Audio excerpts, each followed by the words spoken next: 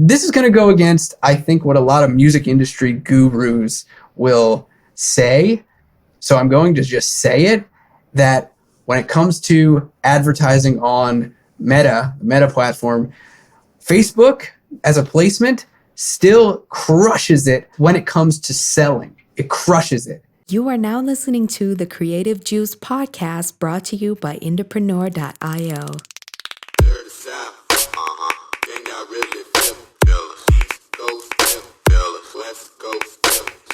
What's up, Indies? Welcome back to Creative Juice. This is episode 259. I'm your host, Jack McCarthy. We're going to be talking about advertising your music in 2023 and some of the trends and ideas that we've been thinking about here at Entrepreneur and at the IndieX agency. With me, as always, is my illustrious co-host, Mr. Ed Isola. Ed, what's going on, buddy? Woo! Another day in paradise. Life is good. Indeed. I'm pretty pumped to talk about this topic. As you know, I'm a big advocate and a lover of advertising, and I spend a lot of my time doing advertising. So this is a fun one, and hopefully we'll give you guys some insights into kind of the things that we've been thinking about here at IndieX and the things that we've been working on and recommending for our clients as they try to advertise their music in the digital space. Yeah, it's awesome because, well, it's funny you said I'm a fan of advertising, as everybody should be if they want to be successful. Unless, define success how you want. But if you want to be reaching new fans, you should be a fan of advertising. The tricky thing with advertising, right, is that it's never the same year to year. And so I think that is why I'm so excited about today, because we're going to be able to kind of jump into what you need to know and how it's relevant to 2023. And we're not running through things that were working 3 years ago, right? Like these are things that we're kind of already testing, learning, and applying for this year. So I think it'll be really helpful if you're looking to reach new people to know this information. I definitely agree. I'd love to kick us off with this first one in this category. And this is something that we've talked about on the podcast plenty. And if you listen back to our more recent episodes where Jesse came on and talked about Instagram and Spotify growth using Instagram Reels, that's especially relevant to what I'm about to say right now. But the first kind of overarching theme that I think is going to be a consideration to make when it comes to advertising your music online this year is really considering your content. Vertical video has extended far beyond just Instagram and TikTok and has really kind of permeated all platforms and all advertising methods, Facebook included. And I think that that's a really important consideration to make when you start thinking about creating content for your ads. Yeah, it's so funny because I feel like it was, not to reference 3 years ago, I feel like we were like, oh yeah, Reels is this cool thing. And now it's like, you said, you've got Reels, you've got TikTok, you've got YouTube Shorts. It's just everything all of a sudden is vertical videos. And I think that's cool because to me it implies, well, you just have to be creative and really get good at one skill as it comes to videos, where I feel like that's the biggest area of opportunity for growth. There's a lot of artists that I like that still put out full-length videos, whether it's live performance videos, whether it's actual live show, performance clips, those types of videos, full music videos, all these types of things where like there's these artists at this really high tier that I like that do that kind of stuff. I don't think that it moves the needle for people that are trying to reach new fans as much. Like I think that's content that's great for existing fans, but becoming an expert of vertical videos to me is the key of unlocking outreach to new fans. I think it's so cool too because like it's a learnable skill. It's not something that is just like, well, I guess it didn't go viral. Like everything's not going to go viral, but you can set yourself up for the opportunity for things to connect and make sense if you're kind of, like Jack said, considering your content and really perfecting these vertical videos. It applies on a lot of different platforms and a lot of different songs in every release that you have. So it's really kind of a key skill to learn and master, in my opinion. I agree. I mean, here's a really good example. A client at IndieX was running an opt-in campaign, and we were using vertical video creative for the ad campaign, and it wasn't a viral video. It was a campaign that was meant to get fans to take him up on a bribe that he was running, and it was a vertical video, and it worked well to get people responding with opt-ins. Now, could he have, created a regular, widescreen video for that and maybe achieve the same outcome? Sure. He could have. He could have tested that. Actually, we might have. I don't recall off the top of my head if we also had, normal widescreen videos in the campaign mix. We probably did. But in particular, there was a vertical video that performed really, really well for getting opt-ins. It didn't go viral. It didn't need to. It was just utilizing that type of creative format. And why that's important is because user behavior has shifted on social media. I mean, it's even on YouTube. Like, YouTube Shorts are getting more and more distribution and more views. So user behavior is shifting in that people are consuming this kind of content more and more. This is a people thing. It's less of a like, I want to be creative and make art a certain way thing. It's a people thing. It's how human beings are interacting with social media platforms. That's why you need to think about how you can take vertical video and use them creatively wherever you might be advertising, whether it's Instagram, whether it's TikTok, whether it's Facebook. It's all really important to think about. And also, in addition to that, work on paying close attention to the organic content you're creating. See where it creates cultural moments, like we mentioned in the episode where we talked about social media and streaming with Jesse. I'll make sure we link to that in the show notes in case you want to revisit it. Look for those cultural moments that you've created with your fans where maybe you did have a little bit or a lot of virality, and find ways to use those again in your advertising and just put gasoline on it. These are kind of all different mechanisms of taking advantage of vertical video in your content. I feel like, too, something that you just said is like, essentially repurposing content, and hey, if this is working, find a way to take advantage of it elsewhere. I think something that's really interesting when you think about that, and when you say that, what I think is, sure, if you have this one specific video that's working, absolutely figure out how to repurpose it and use it in as many places as possible. But I think, too, that the deeper level of that is that if you have this video that's working, study what's working about that style and about that message, and like, what is it about this video that is working? Because sure, you can run the wheels until the wheels come off on this one specific piece of content. But if you really understand, like, well, this is what people are liking from this video, then you can go recreate it. And I'm not saying like just sit in the same place and recreate it, but you can recreate the style and the feeling and the vibe of it for other songs in your catalog. And then you start to develop this brand and this identity. I mean, that's essentially what we've done with our performance clips, where it was like, oh, people really like this. Okay, we talked to them. Seems like they liked that we were actually playing the song live and having fun. So let's go do another song where we're having fun and playing live. And now we're like 5 or 6 videos deep into that, and it's becoming a little serious for us. But like, that is a nice piece, a nice second level of, hey, this content works. But you can take that and extrapolate out once you figure out what works for you. Yeah, I love that. That's such a good point. And speaking of which, this leads nicely into the second point that I think you need to know about advertising your music this year is when it comes to TikTok ads can actually be really good for extending your virality or really any level of traction that you get on the platform. We've had a lot of discussions at the agency and with our clients about changes going on with TikTok organically and how it seems to be a bit more of a struggle to get the organic traction or, sometimes the snap of a finger virality that you want on TikTok. And so when you do get that, being able to capitalize on it and push your content out there so that you don't have to chase those viral moments as much, TikTok ads can be a really powerful way of doing that. And so that's something that I definitely think artists should be considering putting a little bit of budget into when they're looking for top of funnel growth and they have some content that's got movement on it. Yeah, I think it's really cool because it's like the note that we have is you're not chasing as much.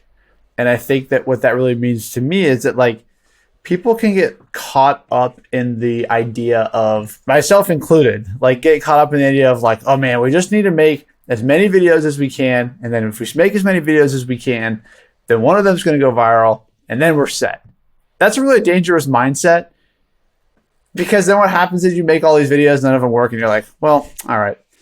So the comment behind don't chase, but use ads to extend the life of a video, that is so smart to me, because what that really means is like, sure, yes, be good about pumping videos out, but make things that you're really excited about and make things that you want to put out there, and just don't worry about them going viral. This comment to me is like, if it does go viral, then understand that you have this tool in TikTok ads to just be like, oh, this video worked. Let me slot it in here. Let me turn the campaign on, and now it's going to run and it's going to get more views on it because it's proven that it works.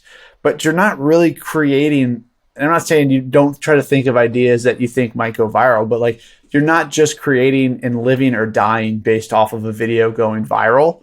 You're living and dying as an artist based off of making videos that you like. And I feel like that's a way healthier relationship to the content and to the music and to the longevity of the career that you probably want to have if you're focused on quality with this little, I don't know, you can call it like, the rocket pack. If you if it goes viral, you can strap this onto it and kick it another gear, but it's not the first thing you do. Yeah, interestingly enough, this is a pattern that we've seen on other platforms too. Is like, if you get something that has a little bit of traction and then you run ads on it, that can make something go viral. That can give it just the amount of lift that it might have needed. And on a platform like TikTok, where it's, it's maturing slowly and the platform is changing and, reach is always changing. And, maybe we're moving beyond the gold rush stage where everyone is just able to get massive numbers on TikTok organically whenever they want.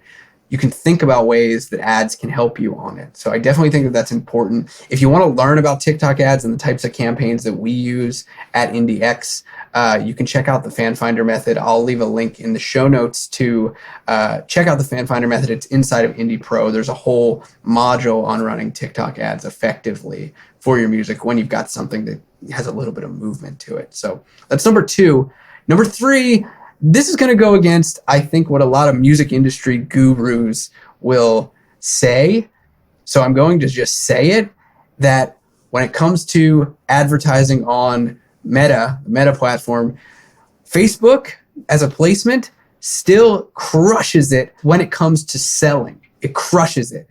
And that is contrary to what a lot of people will tell you. I'm sure if you're listening to this podcast, you might not even see anybody talk about Facebook at all anymore because they just think it's a snooze fest or that it's dead or whatever. Or they're talking about it and saying like there's no point in doing it. It's a useless platform. It's maturing as a social media place for people to hang out.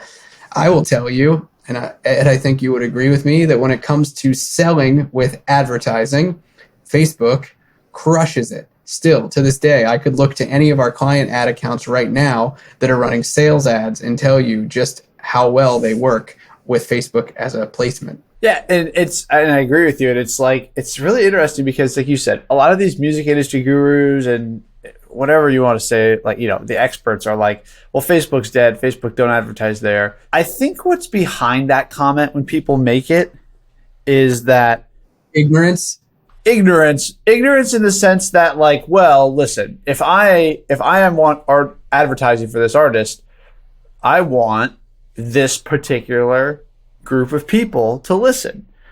And for that particular group, this is stupid, right? Let's go to Instagram, let's go to TikTok. And a lot of times that particular group is like, I don't know, 13 to 25, right?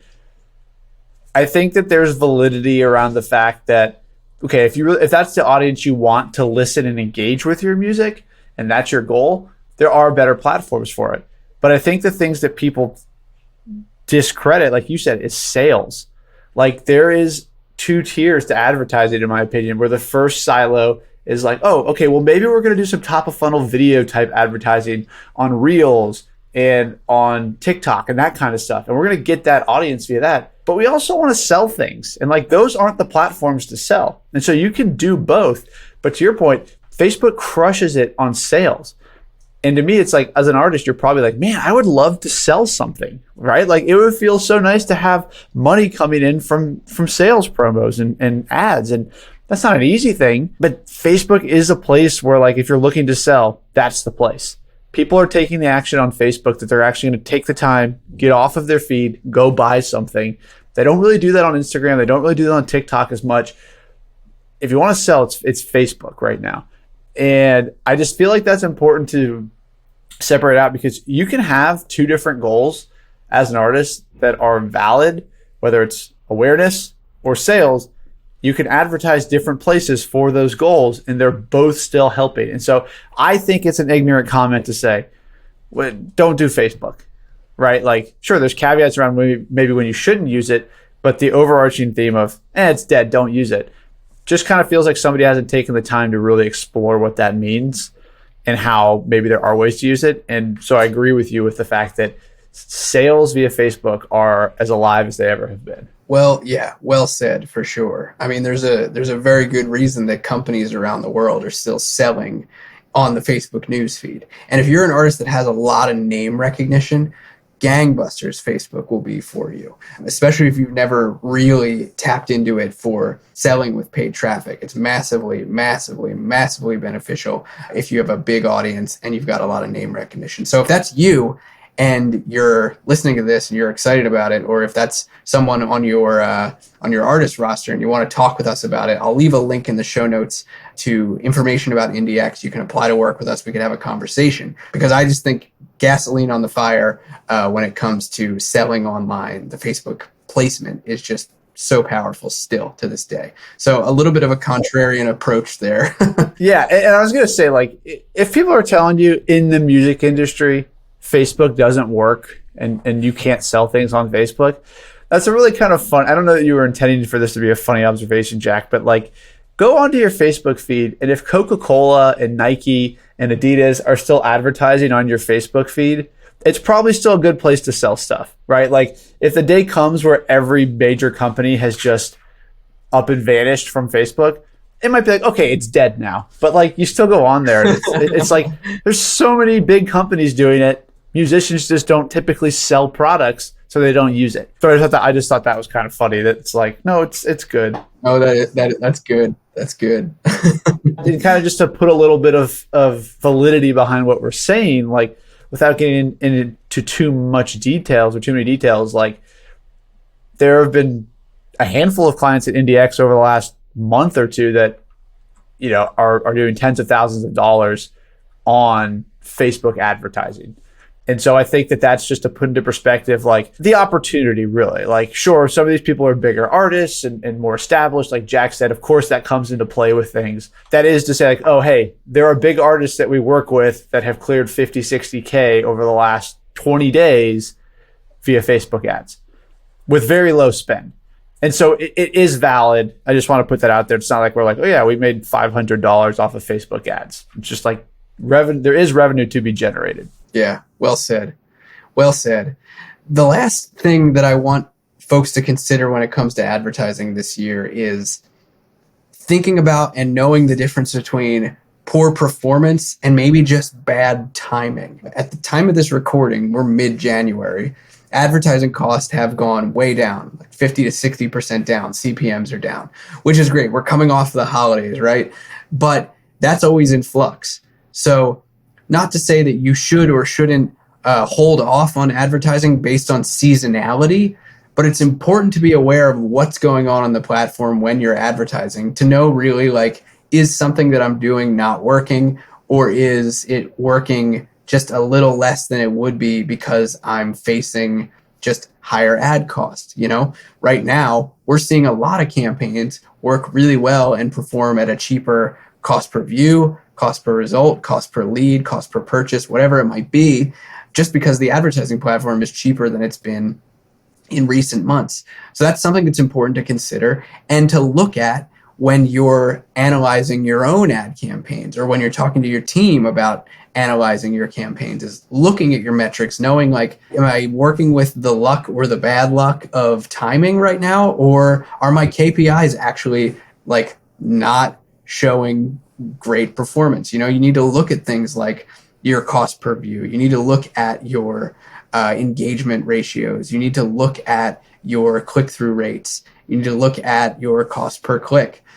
Depending on the type of campaign that you're looking at, those are the, just a few of the metrics that you might be paying attention to. But it's important to be able to know the difference. And I think that that's going to be true more and more this year, because while we might be in a bit of a cheaper period for advertising, the cost of advertising is never going to be as cheap as it is today, realistically. And that's a statement that could be said next week. It could be a statement that could be said in 3 months, in 6 months.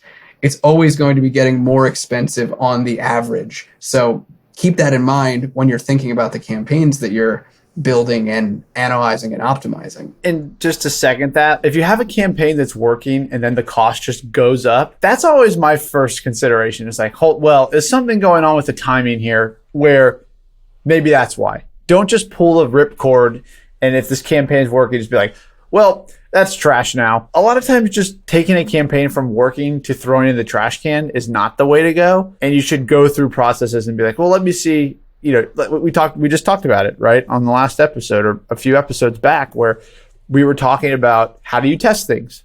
And so my comment is, like Jack said, advertising cost fluctuates.